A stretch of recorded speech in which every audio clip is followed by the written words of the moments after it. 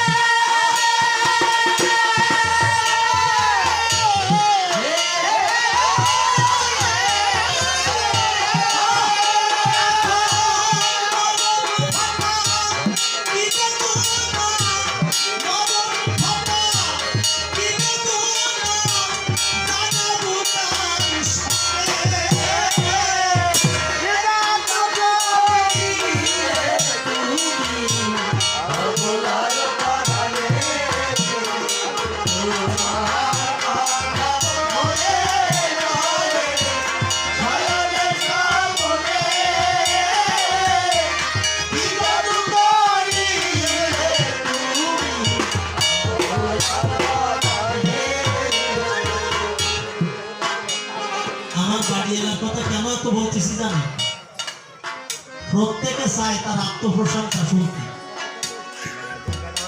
ভাবছিলাম যে বেশি বেশি করে বলি যদি কেউ ভালোবাসে না সন্তান বসার ভ্রমণে ভালো, ওইটুকু আমার সাথে কথা।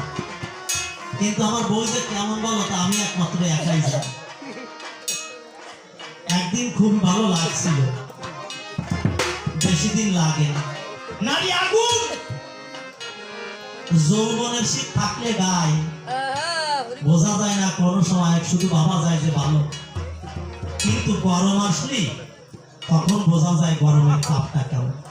খুলে বলি সবার ঠাই যৌবন, যখন যৌবনের শীত চলে যাবে একটু বার্ধক্য বয়স আসবে তখন বোঝা যায় নারী আগুন। আর আমি অনেক আগে বুঝেছিলাম, যেদিন বিয়ে করতে গেছিলাম সেই দিন আমার নিয়ে ঘুরি ছিল, পা দোয়ায় দিছিল।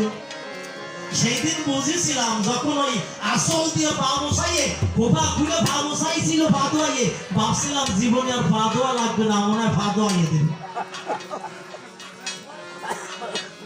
একদিন মাঠের থেকে আটু পর্যন্ত কাদা ইচ্ছে করে মাখাইয়ে বাড়ি যে কাঠের ঘরে বুট হয়ে শুয়ে আছে, মনে ভাবছিলাম যে এসে পা দোয়া হবে। আর মাঝে মাঝে তাকাইয়ে দেখতেছি যে কোন জায়গাতে করে আমার দিক তাকায় না কেন। কুচকুত হয়ে তাকাচ্ছিলাম, আসলো না। ঘন্টা তিনিক পরে আসছিল, তারপরে মাজা হয়েছিল তা তো বলা যায় না। কেন দিয়ে গুঁতো দিছিল এই জায়গায়, ওটো পাও তুই আসো। মানে সেই যে গুঁতো দিছিল ৩-৪ দিন ভুলেছিল টিউমারের মতো, ওষুধটা লাগছিল না। এই যে গান গাই না, যত টাকা পাই নিয়েও গাতে দিই, তাই ওই একদিন মাত্র বাদও আছে। সবাইরই পা ধোয়াইছে বিয়ের দিন, কিন্তু ওই একদিনের বেশি আপনি। যখন বয়সটা বুড়ো হয়ে যায়, কথাটা অসম্মত, তখন মানুষ বোঝে যে গরমের তাপটা কেমন, নারী কখন লাগে জীবনে আগুনের মতো। যৌবনের শীত যত সময় থাকে, আমি বলি স্বভাবকে কত সময় ভালো বোঝা যায়, ভালো লাগে। আমারও লেগেছে। এই যে গানটা গাছি দাদার জন্য, আমার বড় ভাই অমল সরকার, আমরা তিন ভাই কবি, বড় ভাই মেজ ভাই বিমল, আমি ছোট, বাবাও কবি ছিলেন। আপনাদের চরণে ঠেলে দিলেন, আমার ইচ্ছা ছিল না কবি গান।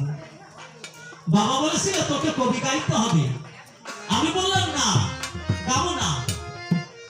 খুলে বলি সবার কাছাকাছি আমার বাবা অবিকল, আমার মাথায় চোখের জল দিয়ে আশীর্বাদ করেছিল, বলেছিল আমার কাছাকাছি যে একদিন বুঝবি তোর গাওয়া যাবে। বাবার চোখের জল বৃথা যায়। বাবা যখন অর্ধেক বয়স হলো তখন কানে শুনতো না। যারা যারা রামপালের ওই মোংলা নদী দেখেছেন তারাই জানেন, আগে ওই নদীতে পাঙ্গাস মাছ বাঁধতো, নৌকায় ওই পাঙ্গাস মাছ মারতো। বাবা ডুব দিয়ে বাড়ির সাথে জলের নিচে গিয়ে জাল বেঁধে গেছে, জাল ছাড়াইয়ে বাঁচতে বাঁচতে কানের দুই তালা ফাটে রক্ত বাড়ি হয়ে গেল। চিকিৎসা করে কান ভালো হলো না, আজ জীবনে কবি গাইতে পারলো না।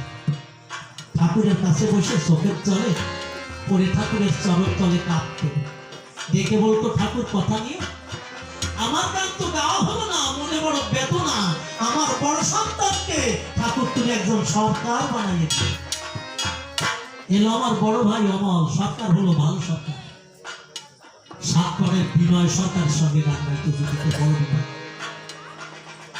আমাদের সুরতিয়ায় দেয়া বড় এক বিনয় ছিল, অভিনয় সাতপরের বড় বিনয় বিজয় সরকারের ছাত্র। বড় ভাইয়ের গান বন্ধ হয়ে গেছে কেন? দক্ষিণ দিকের দেশের যে অবস্থা, বাসার নেই আস্থা, মানে বাগদা চিংড়ি বের করতে হয় নোনা জল ঘেরে। বড় ভাই সেই ঘের করে টাকা উৎপাদন করে আমাদের খাওয়াইয়ে বাঁচাতে লাগলো, গান চললো না, বন্ধ হলো। বাবা ঠাকুরের কাছে ধর্ণা দিল, ঠাকুর একটা সরকার সন্তান সরকার হলো, তার গান বন্ধ হয়ে গেল, তুমি কি রক্ষা করবেন? আমার মেজে সরকার ছেলেটা কি সরকার হবে না? ঠাকুরের করুণায় মেজে ভাই সরকার। কিভাবে তার প্রাণ উঠলো, কান্দি ভক্তের সাথে ঢোল গান করা বাজাতে বাজাতে ছুটে গেল শ্রীরাম কান্দি, ওই যে পাগল হয়ে গেল, তাই আর জীবনে সে কবি গান করে নাই। আমি দেখেছি আমার বাবার কান্না, ঠাকুরের কাছে ডুবতে কেঁদেছিল। তুষের আগুন যেমন ধিকি ধিকি করে জ্বলে, বাবা হৃদয় তলে সেমনি তুষের আগুনের মতো জ্বলে উঠেছিল, কেঁদেছিল। আমি সবারই ছোট, আমাকে আশীর্বাদ করলো যে তোর এই কবিকে রক্ষা করতে হবে। সেদিন বাবার কথায় আমি এই কবিতে নেমেছিলাম। আপনাদের এই সামাজের কাজ করায় অনাদি সরকারকে গুরু করেছিলাম। সেদিন অনাদিবাবু আমাকে যে আশীর্বাদ করেছিল, একটা সরকারের জীবনে এত বড় আশীর্বাদ কবি করে পাওয়া যায় না। বলেছিল আমার শ্যামল আমার একালব্য ছাত্র, একালব্যের সাথে আমার তুলনা করেছিল, মহাভারতে যে একালব্য ছিল। আমি বলি সবার কাছে সেই বড় ভাইয়ের লেখা যে গানটা দাদা শুনতে চেয়েছে তাই গাচ্ছি। গাইলেন আমি আগে একা ছিলাম ভালো, না ছিল ভাবনা, ও তোমারে ভালোবেসে কিলাম হলো সাহে না যাতনা, এখন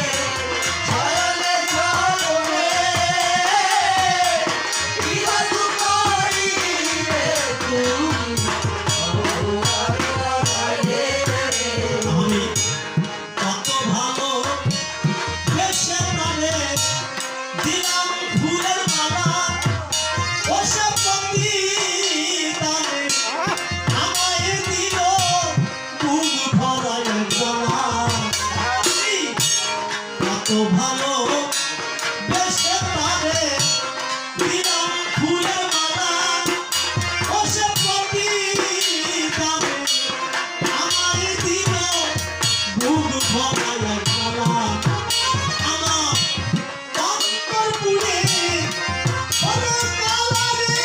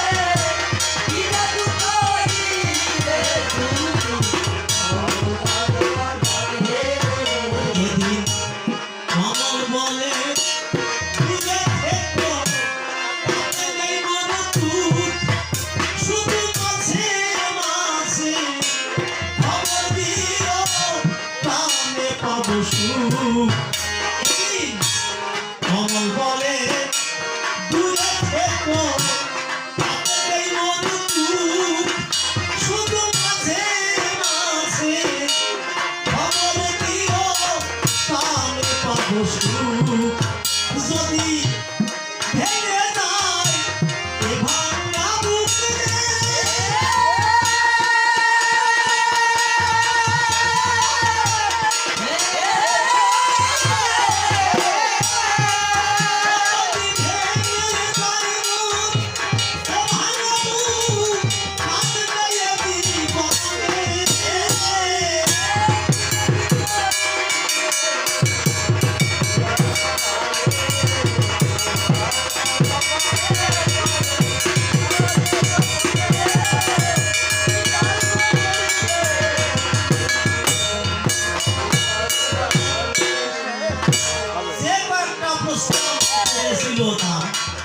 যোগ্যতা মতে দিলাম সমাধান একটারও জবাব দিতে রাখি নাই যে বাকি এইটু ভেবে প্রাণে হলাম মানসুখ দেখি এরপরে কোন কথা কয় কোনভাবে তার ভাবের দেয় দেয় পরিচয় আমিও তা বসে বসে করিব শ্রবণ যদি তাতে শান্ত প্রভু হয়ে যায় মোর মন মনে কোনো আমার আপত্তি হবে না এইটুক মনের মধ্যে করলাম বিবেচনা তাই জন্য প্রথমবারে বেশি বলতে যাব বেশি বলে মনের কোনো কষ্ট তাদের দেব তাই বেশি কথা বলে কোনো দরকার নাই সাথে সাথে আমার তো আমি দিয়ে যাই এরপরে দেখি সে কোন কথা কবে কোনভাবে কোন তত্ত্ব উঠাইয়ে হবে তাহা সবাই বসে বসে করিবেন শ্রবণ সেই কথা সবার মধ্যে আসলে আছে